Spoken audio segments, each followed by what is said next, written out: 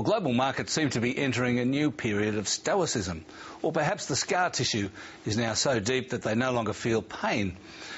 Whatever is happening out there, the worries of the world didn't weigh heavily on big investors this week. So are the risks really diminishing, and what's behind the buying? To get an assessment of what's happening, I spoke to Hamish Douglass, founder and CEO of the globally focused fund manager Magellan Financial Group. Well, Hamish, global shares have been rising this past week pretty strongly. In fact, it seems the bull market has been well and truly resumed.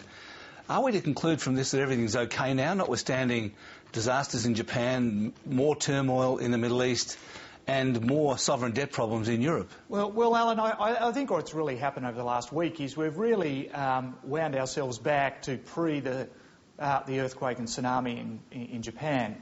Our view on the Japanese situation at the time when we analysed it, the human tragedy is obviously enormous in Japan, but in terms of a macroeconomic event for the world and potentially the world's financial system, it was a very low-risk event for the world as a whole. What do you mean low risk? Well, if you look at the Japanese financial system, when you think of a major catastrophe like that, you're really thinking what could it do to the financial system of the country, and would it spread like a series of dominoes to be a global financial crisis if the Japanese financial system effectively collapsed off the back of an event like that. And because Japan has been such a large current account surplus nation, really they have very few foreigners who own any of the debt in their banking system or their government debt. And therefore, if you did get the worst case event in Japan, it would largely get contained within Japan, which is very different to what was going on in Europe in April and May, and of course extremely different to what happened after Lehman Brothers, when you had very interconnected financial events around the world. So our view was that we thought it was unlikely that the Japanese financial system would collapse, but even if it did, we didn't see it as a similar situation that could happen in European sovereign debt or around a major investment bank like Lehman Brothers collapsing. And I think people now, they're assessing the magnitude and the financial magnitude. Well, as for the oil price, it was already rising very strongly before all this problem started in the Middle East. But how do you reflect now on what's happened, and what do you think is going to happen to the oil price? Yeah, well, the rise in the oil price we've had at the moment really isn't that significant. That isn't the event that we are watching would be concerned about the Middle East. What we would be concerned about in the Middle East is some form of major conflict, not what's going on in Libya. You know, we regard that as a relatively minor conflict from a world perspective. But if you've got a major conflict involving some major oil-producing nations, particularly Saudi Arabia, and it was prolonged and resulted in a major supply disruption, you wouldn't talk about oil going up $20 a barrel. You'd potentially talk about oil going up $200 a barrel.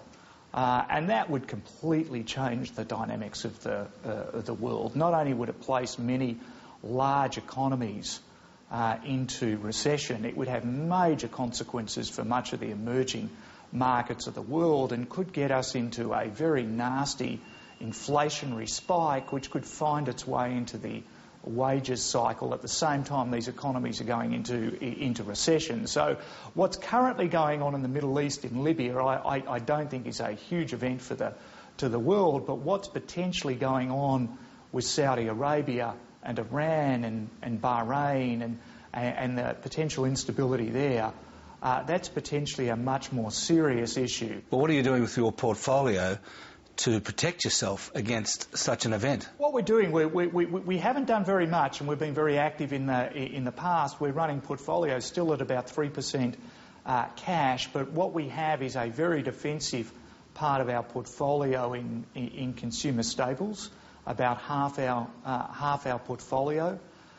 We also have a number of other investments that are pretty defensive, but we're very mindful of the more economically sensitive parts of the portfolio we have, and if it really started to escalate in Saudi Arabia in particular, we'd be prepared to move those more sensitive areas very, very rapidly, like we did during the financial crisis, where in a single day we sold our whole financial or banking positions on the day Reserve Primary put out its statement that it had Lehman Brothers debt literally 3 days after Lehman Brothers collapsed. So we're watching it very carefully. And are you still concerned about the prospect of a sovereign default in Europe, given the extension of the European Financial Stability Facility a couple of weeks ago? We've been very concerned about the consequences of a short-term default a year ago, particularly what was going on in Greece and the fact that we did not have any form of stability mechanism in place in Europe at all in April last year. We were very concerned about a short-term default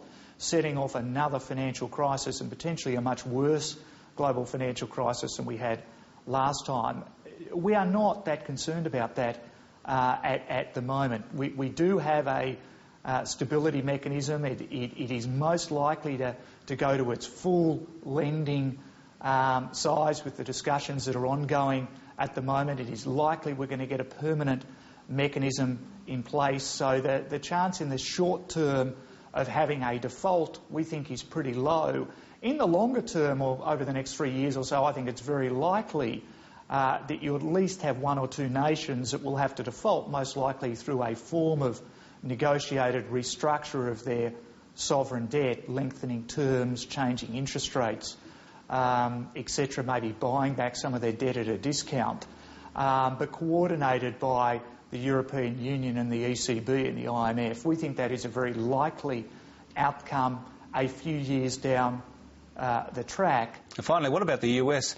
I mean, fiscal rectitude has been put off for the never-never, but what about monetary rectitude? When do you think they'll start putting up interest rates from zero, and when do you think they'll start to end quantitative easing? It's a very interesting question. The way the economy and inflation's moving at the moment, I think the Fed's probably going to have to move sooner than it would have otherwise been contemplating, because inflation is potentially rising its head around the world, and we think inflation is going to be one of the big issues for the world to deal with a few years out from now.